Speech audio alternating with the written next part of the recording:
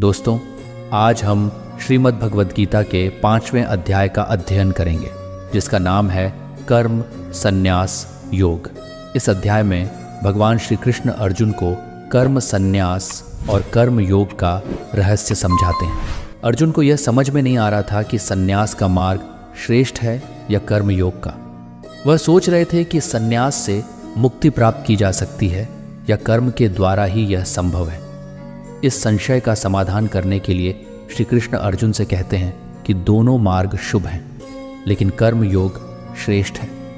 भगवान कहते हैं कि बिना किसी फल की इच्छा के किए गए कर्म ही सच्चा संन्यास है और इससे मनुष्य को परम आनंद की प्राप्ति होती है। श्री कृष्ण अर्जुन को समझाते हैं कि कर्म का त्याग करना ही संन्यास नहीं है, बल्कि किसी भी कार्य में संलग्न होते हुए भी उस कार्य में आसक्ति न रखना संन्यास कहलाता है।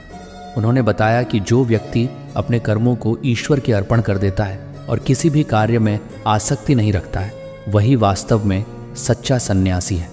इस प्रकार जो व्यक्ति निष्काम भाव से कर्म करता है, वह सन्यास मार्ग पर अग्रसर होता है। श्री कृष्ण ने अर्जुन से कहा कि जो व्यक्ति ज्ञान की प्राप्ति के द्वारा अपने मन को शुद्ध करता है और अपने सभी कर्मों को ईश्वर में समर्पित कर देता है, वह इस संसार के बंधनों से मुक्त हो जाता है। जो व्यक्ति कर्म संन्यास और कर्म योग के मर्म को समझता है, वह किसी भी प्रकार की चिंता में नहीं रहता है और सभी दुखों से मुक्त हो जाता है। श्री कृष्ण कहते हैं कि सच्चा सन्यासी वही है जो न किसी से प्रेम करता है और न किसी से द्वेष करता है, वह सब में संभव रखता है। उन्होंने अर्जुन को बताया कि कर्म संन्यास और कर्म योग में कोई अंतर नहीं है, केवल दृष्टिकोण का फर्क है। जो व्यक्ति परमात्मा को प्रत्येक कार्य का कर्ता मानता है और अपने सभी कार्यों को भगवान को अर्पण कर देता है, वह किसी भी प्रकार के पाप या पुण्य के बंधन में नहीं बनता है।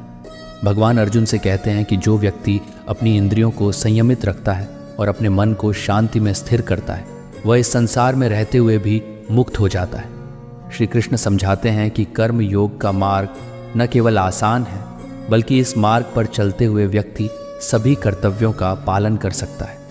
उन्होंने बताया कि जो व्यक्ति ईश्वर को अपना सब कुछ मानकर हर कार्य करता है, उसे किसी भी प्रकार के संन्यास की आवश्यकता नहीं होती है। श्री कृष्ण कहते हैं कि जिसने कर्म संन्यास का सच्चा अर्थ समझ लिया है, उसके जीवन में किसी भी प्रकार का संदेह नहीं रह जाता है। वह समता में स्थित होकर अपने सभी कर्म करता है और उसकी आत्मा शुद्ध होती है।